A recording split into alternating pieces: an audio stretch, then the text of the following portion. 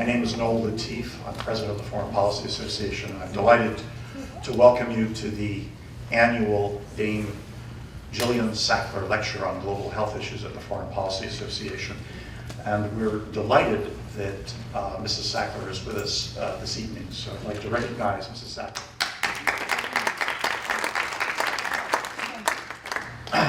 We are really thrilled that the Dean of the Mailman School of Public Health, Linda Fried, is with us this evening to deliver a lecture on the global opportunities of aging. So I'm going to turn to our board member, Roger Blissett, to formally introduce the Dean. Roger. On behalf of the board of the Foreign Policy Association, it is indeed my honor to introduce Dr. Linda P. Fried, Dean and Lamar Professor, Mailman School of Public Health. Dr. Fried is a leader in the fields of epidemiology and geriatrics. Her career has been dedicated to the science of healthy aging, specifically the prevention of frailty and disability, as well as designing approaches that will strengthen the benefits to all of being an aging society. The latter has included the design of health-promoting activities and roles for older adults that solve major societal needs. Among her other endeavors, Dr. Fried is a member of the World Economic Forum Global Agenda Council on Aging and the MacArthur Network on an Aging Society. She was appointed by Mayor Bloomberg and currently serves on the Age-Friendly New York City Commission. Dr. Fried is a recipient of numerous honors and awards, including the 2012 Longevity Prize of the Foundation IPSEA. In addition, she has been named a living legend in medicine by our own U.S. Congress. In 2010, pursuant to Resolution 65-182, the United Nations General Assembly established the Open-Ended Working Group on Aging due to the increasing worldwide aging population in both the developing and developed world. As stated in the resolution, the purpose of the working group is to strengthen the protection of human rights of older persons by considering existing international frameworks and identifying possible gaps on how best to address them.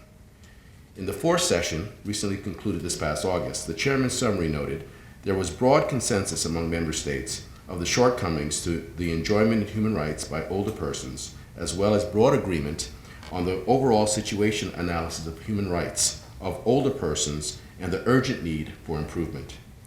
Dr. Fried has been a frequent and indefatigable keynote speaker on the issue of aging. I understand she is joining us this evening, having just returned from a conference in Brazil.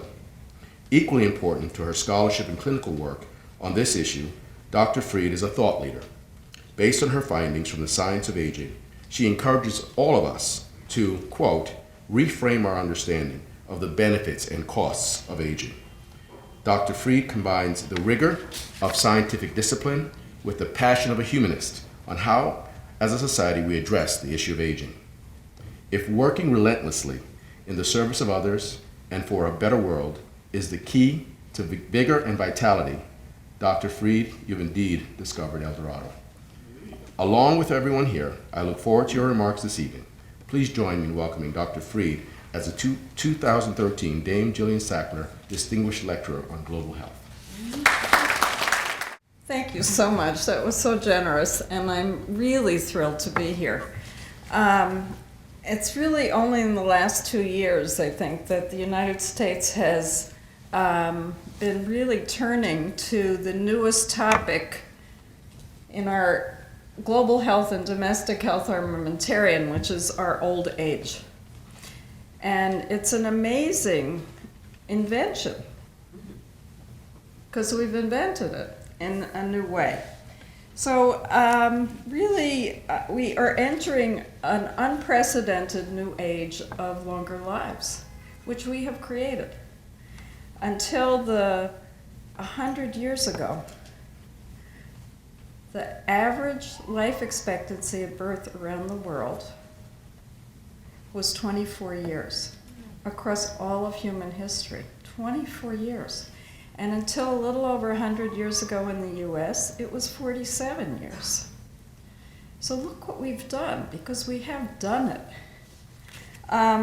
We have actually done the unimagined and sometimes still unimaginable. which is that we have added 30 years to human life expectancy in the developed world in the last 100 years. And now in the developing world, they're accomplishing in the coming 40 years what it took us 100 years to do. Growth in life expectancy is about to transform the world. It's silent but dramatic, and I do believe that we need to embrace it much more strategically than we've done thus far. Because we have no roadmap for this life we've never lived before. We haven't done it. And in fact, I think that because this is under the frame of thinking about global health, that longer lives must change our goals for global health, as well as them changing by necessity the social institutions we need to invest in to create the full benefits and opportunities of these longer lives that we've created. We have never lived this stage of human history before, and we don't know how to do it. And yet, I think science and experience in a number of countries could lay the basis for the way forward that could be great.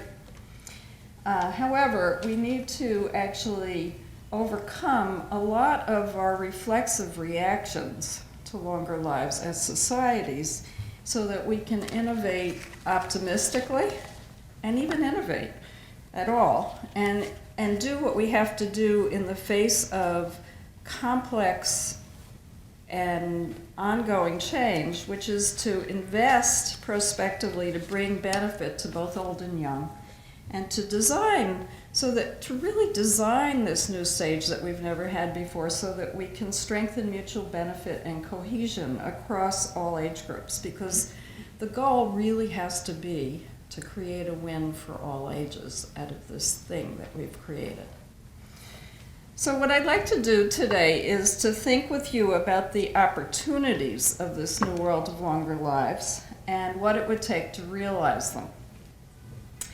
When I talk to undergraduates, which I sometimes do, at Columbia College, and I say, why did they come to a lecture on aging? They're 20 years old. Usually they say they don't know, but they had to come. But I'm always glad they're there because, in fact, this whole story is for them.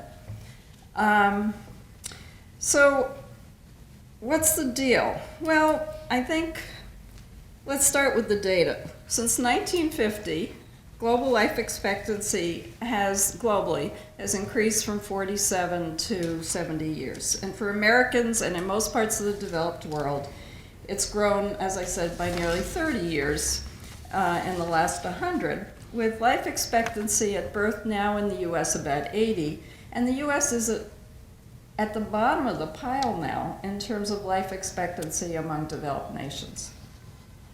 But surprising to most people and consistent with the UN statements that you read, more than half of the people in the world who are 65 years and older are now living in developing nations. 62% to be precise in 2008, and that percentage will rise to more than 75% in 2040, with the absolute number exceeding, at that point, 1 billion people 65 and older in the world. That's a lot of people. And in 10 years, there will be more older adults in China alone than the US has population. So from an environmental perspective, you might say that older adults may be the only natural planetary resource on the increase. I dare you to think of another one. So how did this happen? Well, this is actually a crowning achievement of global public health initiatives to prevent death in infancy, in childhood, in childbirth, along with education and poverty alleviation, and more recently, improved medical care. We've done this. And these young people whose lives have been saved through the global health initiatives that have been so dearly invested in are now going to get to live longer lives. growing old, growing up in a country that is young, where most of the people are young, but in 40 years, those same kids are going to grow old in an old country. What a transformation. So their countries are going to age at the same rate as they are. We've never experienced this before in human history. And global health is going to need to transform to invest in their future health as well as saving their lives now and their future health across their longer lives, and as well as turning to meeting the needs of people, the health needs of people, the other health needs of people as they get older.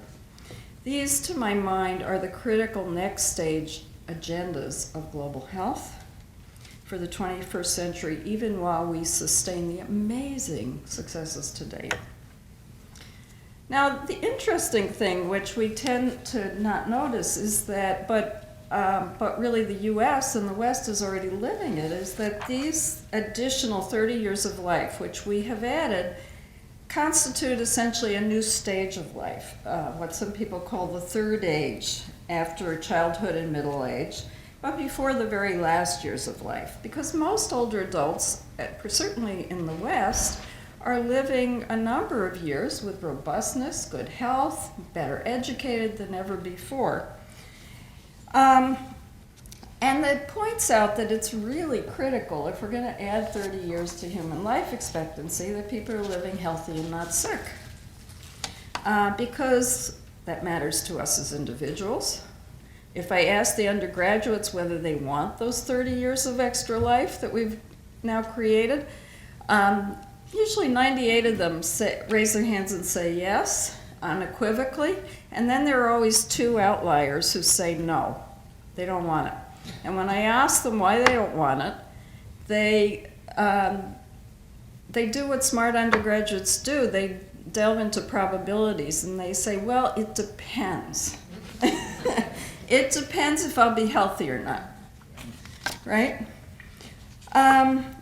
I would say that if these 30 years of life that we've added are lived healthy, it allows us to unleash the benefits for society as well as for individuals of these longer lives.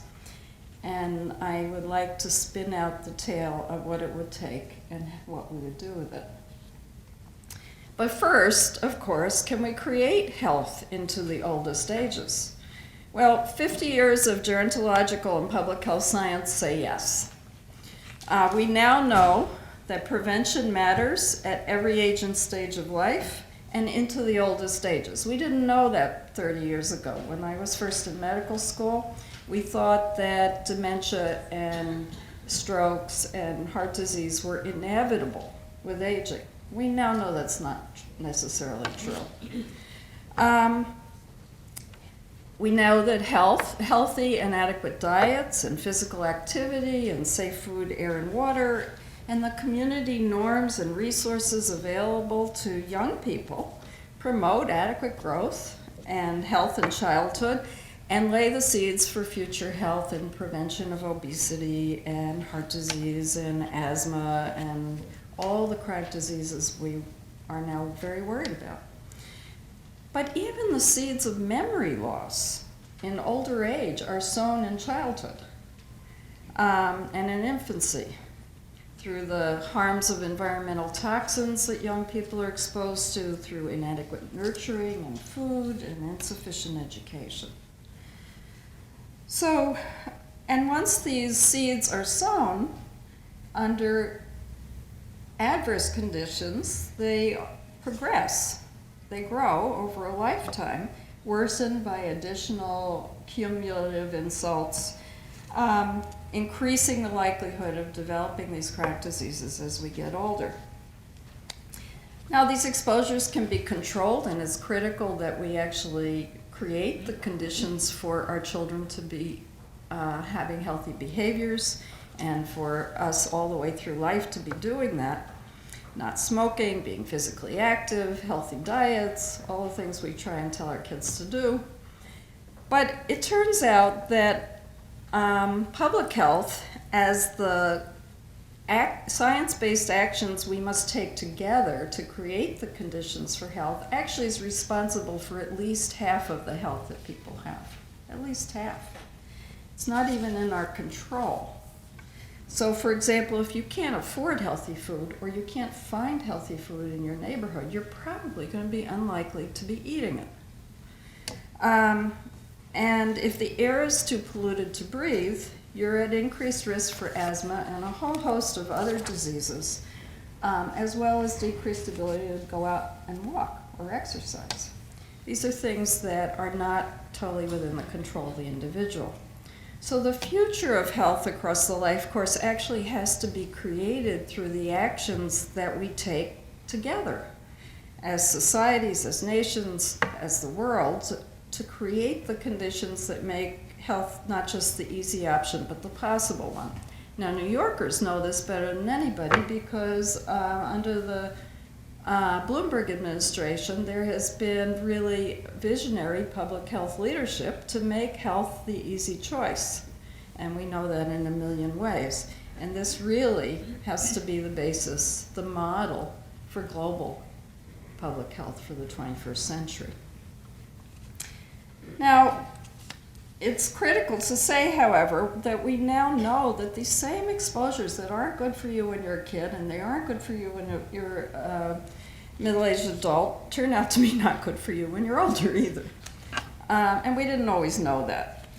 Smoking in old age continues to undermine health. Physical activity remains critical, even for nursing home patients. And they matter for preventing diseases, for preventing frailty and disability and loss of independence with old age. But there are other things that matter as well for people's health and well-being. And central in that is having a reason to get up in the morning and having something that matters to do. And that actually is critically important to our health and well-being. And it's even critically important to whether we live or die. Not having a reason to get up in the morning and a place to go predicts dying in the short term. So I'll come back to this shortly. So there are many other aspects of creating health into the oldest stages, and I'm sure this audience knows it. Screening for risk of disease, intervening with, in collaboration with your doctor to prevent that disease and prevent its consequences are critical. I'll give you one example. Dana Goldman and his colleagues, a colleague of ours in the MacArthur Network on an Aging Society, has estimated that effective control of high blood pressure alone in the U.S., just that, could reduce healthcare spending by $900 billion for the 100 million older adults who will enter Medicare in the next 25 years. That's a pretty high return on investment from prevention. 30 years ago, we thought that the diseases of old age, like strokes, were inevitable, but we now know instead that that kind of hypertension prevention actually prevents strokes into the oldest ages. We now know that. It really matters and it really works. And we also know a lot about taking care of older people. I'm a geriatrician, so a physician who's trained, specially trained to care for older people. And there is substantial evidence that that kind of medical care really improves health and lowers costs for the care that people want and need. And the systems that geriatric medicine offers, with the care provided by great doctors and nurses in that system, really transforms health outcomes. These systems offer, I think, a 21st century model for good care and good prevention, and offer two other things. A knowledge that if we invest now in creating that trained workforce for when we're older, the yield would be high, but we haven't yet made those investments. And secondly, they carry a lesson, because it turns out that the kind of care, geriatric medical care and medical systems that's good for older people turns out to be great for adults of all ages. Now, thinking about global health, a major goal for global health in the 21st century in every country of the world has to be to create the approaches that invest in protecting health all across our now longer life course, at every age and stage of life, with a goal of adding life to years as well as years to life.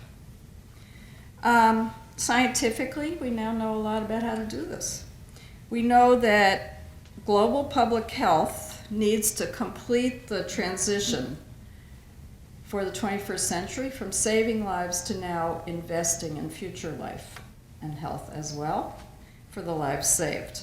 So that as these young people are growing up and growing old, they're arriving at old age healthier and staying healthy into the oldest stages.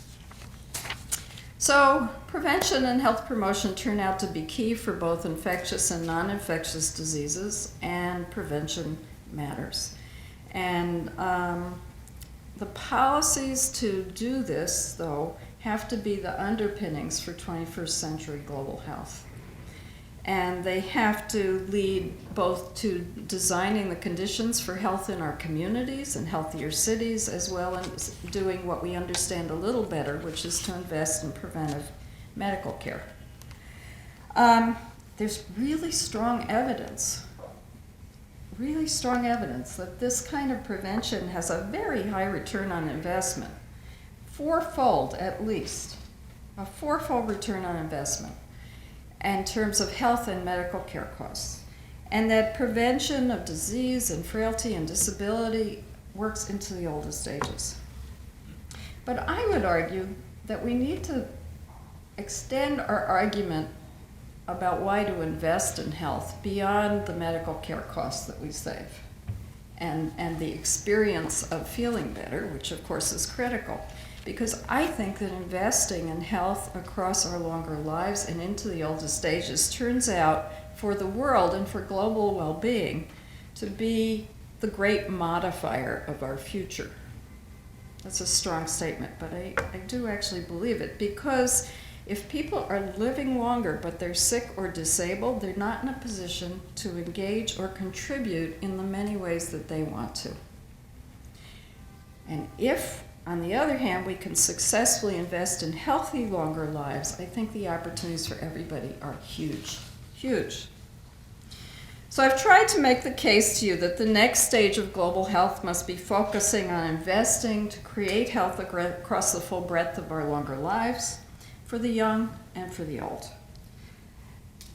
And whether we successfully push disease and disability back into the latest points in the human lifespan, I think, will determine the benefits we experience as societies, as well as individuals, from these longer lives. So I'd now like to think with you about what the opportunities are that being healthy into the oldest stages might unleash, the pathway to getting there, and the obstacles we need to clear out the path, because there are obstacles. Now, it would be very Pollyanna-ish, if you will, for me to not recognize that the West, but perhaps many countries, has been thinking that more older people around is not a good deal. We've created this immense success in human history, and we think we should cash out. Or at least that's what we think when we read the newspaper headlines, right? Most people individually want the 30 added years of life for this third age for themselves. Yes, I want to live longer. Yes, I want my kids to have it, but are lamenting it as a society. And our narrative that has developed is that growing numbers of older people are at best a cost to be borne and a deficit to society, and increasingly a harmful cost to younger people. Many of our societal narratives in both developed and developing nations are that we have to choose. that we either choose our kids or our old people, and that having older people live it longer is actually perhaps a disaster for society. We convey that older people take but don't give, and that we can't afford the cost of caring for medical care needs in old age, or retirement, or long-term care. And if we look at our policies, particularly in the US, I think they have over the last 20 or 30 years teetered around this narrative, even though the evidence does not support it. The evidence does not support it. But our metrics support it. So the metrics by which we measure our future include something called the Old Age Dependency Ratio. This is the number that policy wonks use, which is the number of people over 65, all of whom are dependent, relative to the number 20 to 64, the working age population. And the metric structure suggests that financing the needs of presumably all these dependent older people is coming on the backs of those working age people, and that it threatens to deprive our children of their future. Now, in addition to the fact that this thinking actually denies the years of contributions that these people in the numerator have already made through their longer lives, when they were working, when they were raising their kids, when they were paying into Social Security, and it doesn't make the contributions recognize the contributions they continue to make into their old age.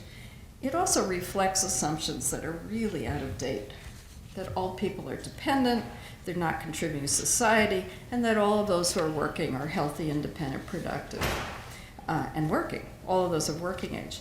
Now, I would posit that sticking with this mental framework, as well as the policy metric that it is, actually undercuts the opportunities and innovation we could be driving for a different future, which might optimize the benefits of our longer lives. Because the truth, first of all, to the present, is that older adults contribute greatly to the well-being of a society, and they always have. Whether it's the traditional roles of caring for grandchildren and spouses and other family members, by serving as community glue and community watch, and through tremendous voluntary contributions. In the US, we can monetize that. So we can monetize some of those benefits, like volunteering and informal caregiving by older people. In the US, those older adults contribute the equivalent of $162 billion a year in volunteering and informal caregiving, more than the nation spends on long-term care. More than the nation spends on long-term care. So our challenge, I think, is how to create the institutions and opportunities that extend the contributions that older adults already make in ways that are a win-win. Now, in addition to growing life expectancy, there's another global dynamic and domestic dynamic that adds to our anxiety and fiscal challenges. In developing countries, it's what we call the Youth Bulge. The countries that have more than 20% of the population in the age group 15 to 24. A lot of the countries around the world where there's a lot of civil unrest are these countries with the Youth Bulge. And they are experiencing high rates of unemployment and underemployment among adolescents and young adults. A problem that is of really great concern for these countries' future. Now, in too many cases in these countries, if you talk to the presidents of universities, they say our young people are not getting the quality of education that they need, and they're not able to move into jobs. In fact, in addition, their health behaviors are terrible, and the prospects for their future health are worrisome. Their dropout rates are high, university educations are not marketable, they need more vocational and practical training so they have things they can do that they can work with, and they don't have the workplace skills that they need. And in addition, in so many countries, there's huge migration from rural to urban settings, and jobs are scarce in the urban settings and swamped by the number of young people moving there. In fact, I've heard universities' presidents say from some developing countries that they are terrified that their countries are, quote, wasting their demographic dividend. Wasting it. What does that mean? That they are not able to harness what we did after World War II, the opportunity created when a large emerging workforce, which is also well educated and prepared to be productive, can become the economic engine for society, create well-being, create wealth, and take the country to the next level in terms of development. Now, are there ways we could actually match this very scary youth bulge, underemployment, and lack of success problem to the opportunities associated with longer lives? I think we should ask that question. We've created a new stage of life, but we have not yet, as a society, envisioned what its purpose or its meaning or its opportunities could be. And instead, we've replaced seeking that strategic vision and investing in it with our fears, and I think resulting negative reactions to investing and figuring this out. And then those fears in turn seem to suggest the possibility to pit one generation against each other, with growing alarms that young people should fear the cost of old people. In fact, you probably all saw the recent article by New York Times columnist Tom Friedman, who wrote recently about Stanley Druckenmiller, the famed investor, and his current speaking tour to students at major U.S. colleges and universities. In this tour, Druckenmiller urges the students to start a movement to protect their interests and to wrest societal resources away from the old. Educating young people about their interests is always a good idea, but the danger in this proposed approach is that we might unnecessarily be pitting one generation against the other at a time when we really need each other. So I would suggest rather that we transform the thinking about this to not just invest in the whole life course of health creation, but to create the conditions for generations to benefit each other. So let me give you a couple of examples of what that might sound like. I'll start with one that I've worked on for well over 20 years, which is called Experience Corps, C-O-R-P-S, a name given to it by John Gardner, who some of you may have known. This is a program that I designed more than 20 years ago and then implemented with my colleague Mark Friedman. It's a senior volunteer program designed to harness the social capital of older adults to volunteer in public elementary schools to ensure the academic success of all the children. But it is simultaneously an evidence-based public health program to promote the health of the older adults. Older people show up to make a difference because they want to ensure the future. And when they stay, they actually feel better.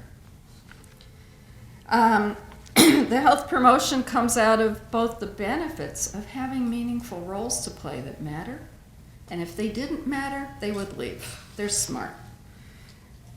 And the motivation of having a compelling reason to get up in the morning, and at the same time, it's designed to increase 3 other key risk factors for health into the oldest ages: increase physical, mental, and social activity.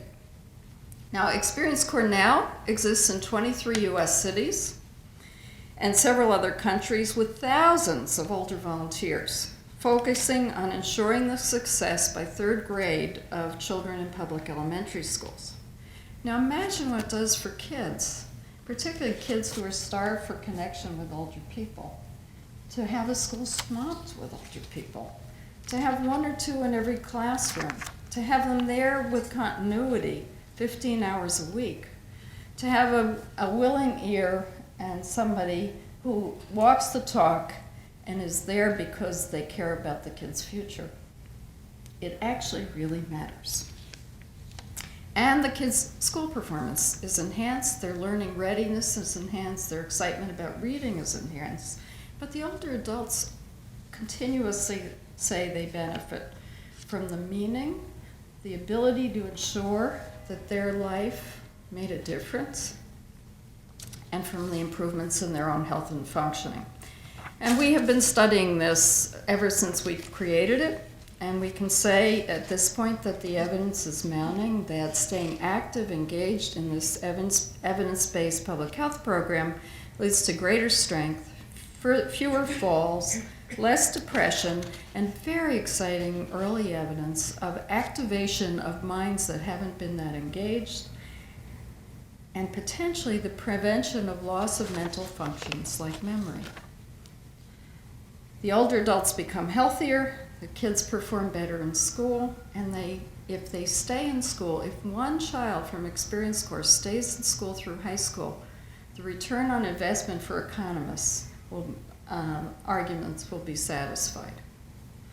Now, I want to just make the point that Experience Course is a very carefully designed, scientifically based public health intervention, but it offers one model, not every model, but one first 21st century social model for health creation for older adults while harnessing the untapped social capital that older people offer in a society of healthy aging.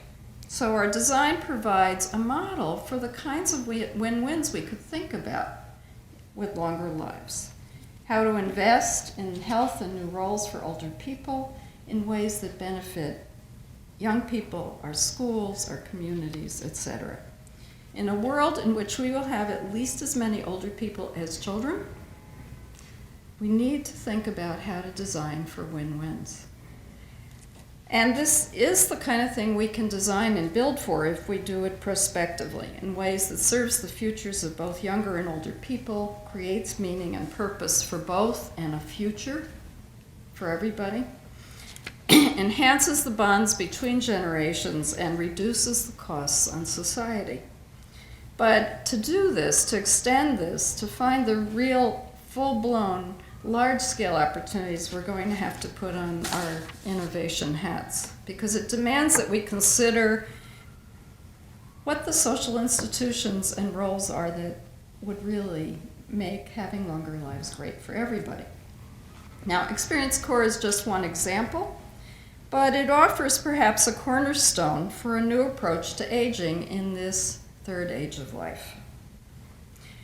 Now, I told you that many, and you all know this probably better than anybody else in the world, that many developing countries have this huge youth bulge, but they also are getting an elder bulge.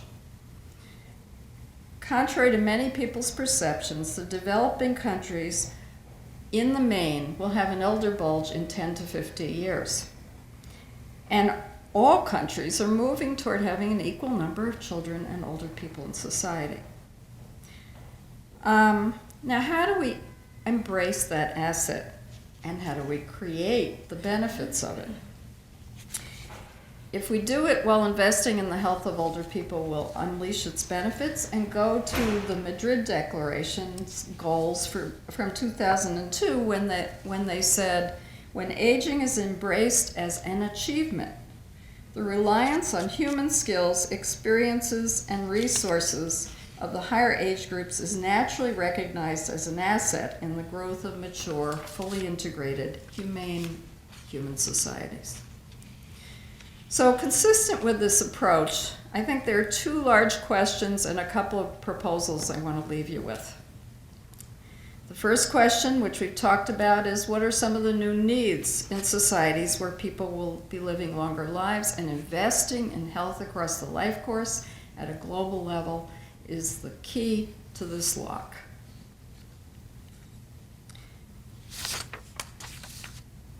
And then the second question is, where are the opportunities that we will create with these healthy, longer lives? And from my point of view, and this has always been true, focusing on ensuring the success of young people is the lock for everybody's future. And if the aging population, which has the attributes of wanting to leave the world better than we found it, can provide some of the solutions for the trajectories of young people in developing countries as well as developed countries, the return on our collective investment would be very high. But how do we create this? Well, here's one dimension. Investing in social protections for older people actually has always been a family policy that's good for all ages. Here's an example from South Africa. In the early 90s, older adults in some rural townships in South Africa started getting pensions. Other townships didn't get them yet. And so the South Africans very wisely did a controlled study to look at the impact in the townships that got them compared to the townships that didn't. And the outcomes were compared by MIT economics professor Esther Duflo and her colleagues. And what did she find? She found that in the households of the grandmothers who got the pensions, their granddaughters were taller, weighed more, healthier, and stayed in school longer. So cash transfers to older women led to a sizable effect on their grandchildren's health. Now that's not unlike how the US thought about Social Security and in fact Medicare when they were started. They were designed as family policies. Family policies to help working age people retain their standard of living when they had to do the right thing by their parents. Social Security and Medicare are family policies, as is the South African pension experiment. A second instance is the intentional transfer between generations that's been established in Uganda in the Uganda Rural Development and Training Initiative. There they've developed a bottom-up approach to rural development over the last 25 years, and their programs are designed, as Kofi Annan has once said, to fix the glaring mismatch of a mass of educated young people who cannot find jobs in the cities and who are unwilling to go back to the rural areas from which they came because they don't think they can make a living. So the programs include, among many other things, a vocational skills institute that develops mid-level skilled tradespeople who can successfully create small businesses in their township. The teachers are teams of older people teaching the skills and middle-aged people teaching the vocational skills and middle-aged people teaching business skills.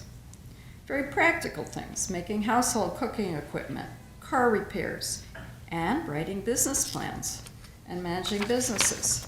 What happens? These students, after completing the program, have pretty consistently not gone back to the city, but gone back to their rural townships because they feel like they can actually make a living. They have the skills. So these examples, combined with those from Experience Course, suggest that there are many levels of positive consequences in learning new ways to draw on a world of longer lives, on older adults, if we put them together with the young in new kinds of social institutions that we need to invent. We need to invent them. But they also suggest that by underutilizing the capabilities of older people, the world is leaving a lot of resources untapped for our collective future. Now, evidence to date indicates that as people get older, they develop attributes that potentially offer new assets to society. A lifetime of knowledge and expertise, deep connections to community and resources, a tolerance for complex problems and the patience to recognize them and hang in till they're fixed if they matter, and a deep desire to make a difference and ensure that the world is left better than we found it. One of the world's experts on that, Ursula Staudinger, who's the new director of the Columbia Aging Center, is in the back. And she, as well as others, have really laid the basis for understanding that. But the key issue, which I'll leave you with, is timing. Timing matters. And are there stages in a country's development, as we're thinking about global well-being and developing as well as developed countries, and developing countries that are going to age in a mere 40 years in the course of one young person's lifetime, how to put in place the approaches at the right time and moment so that societies succeed in the face of longer lives. This is going to be critical. I would make a bet that we would all agree that if we had to implement Social Security right now, we might not be able to make a go of it. But it was implemented in a time in our demographic development when we had the first demographic dividend and the second demographic dividend. We had young people who were working, we had the resources to imagine a better future, and the population was not yet aged. And in that period of optimism, we could do it, and we had the resources to invest. Similarly, for developing countries, I would argue that there are stages at which different essential elements of a successful society for longer lives have to be put in place, and waiting till the population is old will not be a successful strategy. If we want to create a stage of human life that has not yet been experienced, that's optimistic, that will be the benefits of the victory from this amazing success we have created of adding 30 years to human life, we need to make sure that we make the investments both in social protections, in health, and in the innovations that bring us together in new ways, in the most creative and innovative ways that harness the capabilities, the different capabilities of people at every stage of the life course. The resource can be of enormous value to the young. I would argue that it represents a trust fund that every child could hope to inherit. Thank you.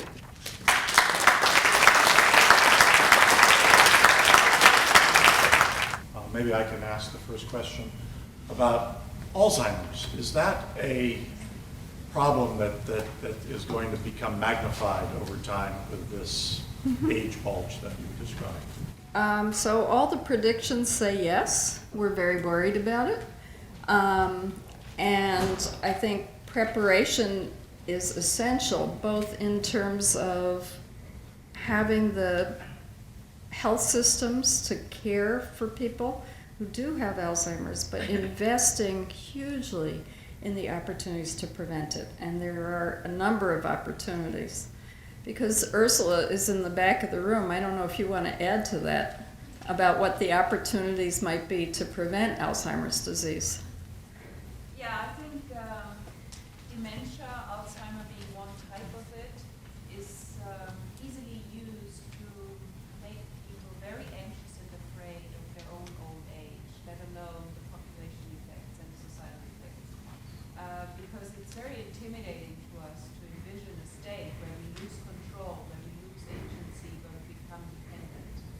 A matter of fact, what has been shown in very recent years is that if we compare cohorts across historical time at age of 90 years, where epidemiologists tell us that every second person, unfortunately, has this probability of contracting dementia, what we find if we compare cohorts only 10 years apart, so 90-year-olds who are 90 years in the year 2013 to 90-year-olds who were 90 years in 2003. If we do that, we find that it's not more demented 90, but significantly less. So what does that tell us? It tells us that the expansion of our lives has not come about as a miracle. It has come about because the underlying biology was influenced as well. And so we are learning more and more of how our bodies react to changes in culture, to changes in environment. And part of that is also that there's a good reason now to believe that the epidemiology of dementia will be changed in the future. Some of the mediating mechanisms, for instance, is that the way our work lives are created, they are more challenging for longer times, so our brains are challenged to a better degree. Our brains need that. So that is protected. A second factor is, and Linda was telling about this very intensely, it's social interaction. One of the biggest protective factors for Alzheimer's dementia is social interaction and social participation across the lifespan. And the third very important one is education. So society that wants to deal in a responsible way with longer lives has to make sure that education, higher levels of education pervade society at large and are not confined to an elite. That will be very, very key. And so these are just three. And I must say, we as scientists, we are really struck by this enormous plasticity of human aging in a positive sense. So, Thank you, that was very reassuring. Yes, ma'am. Hi. hi. Thank you. Thank you for your presentation. I would like to know if, in terms of our healthcare, globally and locally, do you think that the insurance companies and the pharmaceutical companies have a major influence on the prevention of good health care because it's financially competitive? And do you think that in the long term, in terms of everyone universally receiving decent health care and insurance, that it will be impeded because of this, the competition financially? It all boils down to money. Do you see a big problem there? It's the big question of our future, isn't it? Yes. I assume everybody heard that since she had a microphone. So there are a number of ways that I think about this. One is that the evidence would suggest that indicate the countries that have single-payer systems and universal access to medical care have healthier populations at lower cost. That's pretty incontrovertible. And those single-payer systems are pretty consistently governmental. And the cost is lower for society with better health outcomes. I don't see any evidence that that's a feasible option in this country, politically. So I guess the question is, what do we do within those political constraints? And there was a political judgment that led to the Affordable Care Act, which I think is right, that so many people have been excluded because of the costs of medical care and lack of insurance from access to high quality medical care, that it actually is harmful to their health and well-being, and it is also more costly to society because they get really sick, and when they're really sick, then we do take care of them as part of our social compact. And if there's good evidence to think that if people have access to, just as I was saying, to prevention and health promotion across the life course, that they, as well as are living in healthful environments with good education, that in fact their health and well-being will be much greater and our societal costs will be much less. So how do we create that? Well, this is one person's opinion. The first step, I think, had to be to create access to medical care for people who couldn't have access to it. The next steps, however, are going to be the critical ones. U.S. medical care system is not one that provides high quality at low cost. I'm not inventing that. There are a million studies to support that, including very important studies from the U.S. National Academy of Sciences Institute of Medicine. And the U.S. health gap, i.e. the health status of the U.S. compared to peer wealthy nations, is terrible. It's terrible. We're number 17 among developed nations in the report that was issued last March by the Institute of Medicine. So while our costs are off the charts compared to every other nation, so we're clearly not getting our money's worth. So the next step is going to have to be, in addition to providing access to medical care, I think, to do two other things. To assess what the health system is that would give value for the medical care to individuals in terms of improved health, and to our country and individuals and families in terms of lower cost. People are going bankrupt because they need medical care. But the critical missing piece in this discussion is public health.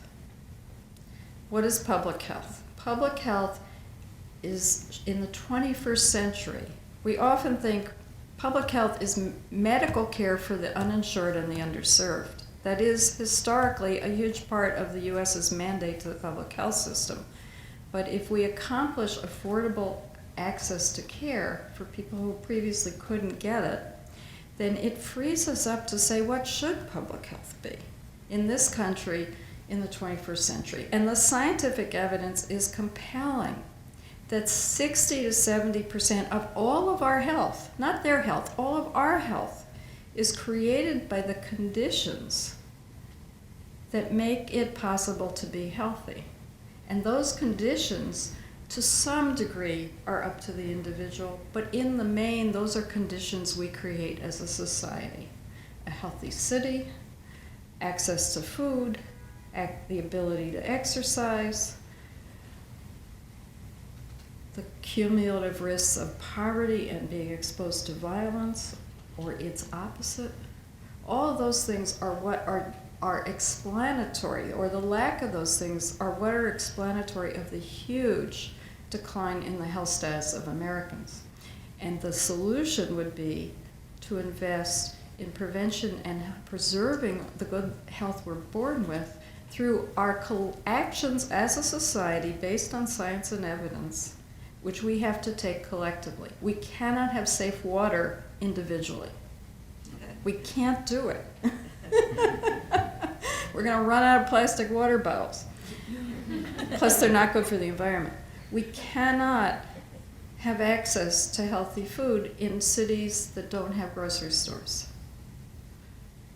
Those are not things that an individual alone can create, and usually they are missing in communities of poverty which do not have the resources to do it themselves. So a very complex and important question, one person's answer. I think we have time for one more question, sir. Yes. I was wondering whether you're doing any advanced computer modeling for the decision-making that's necessary. I work in the field of nonlinear computer modeling, and I don't see much of it going on. In fact, I see most people saying, I don't want to be a doctor, I can't make any money, compared to other possible jobs. So I don't think that we're doing what we can do in this field in terms of proper planning and proper investment to get the results you're talking about. I agree. But having said that, I'm very excited by your question because there are several implications if I follow it well. One is that we're talking about a system problem, right? When you're talking about nonlinear problems, right? We have a problem of a complex system which is neither adaptive, flexible, nor evolving, and isn't even quite well planned. And how you take a complex nonlinear system and actually try and shift it rationally based on evidence is the missing piece in what you're saying. It's not missing, it's all available. Just go up to MIT. Well, that's right, but we're not using what is there, and you're correct. But we also need to use the kinds of complex modeling capabilities that could answer the questions we don't yet have answers to, and there are plenty of those. This is something that we're actually building the capability for at our own school, because I believe that part of the responsibilities and opportunities of schools of public health in the 21st century are to bring our immense knowledge in terms of systems, complex systems, health systems, and the drivers of good and ill health together in an unbiased and objective way with quantitative modeling as well as other approaches to try and answer these questions in a way that doesn't have a lot of conflict of interest in it. And so we hope to be able to provide our parts of those answers. Thank you for the very interesting question. Dean Freed, thank you very much. Thank you all.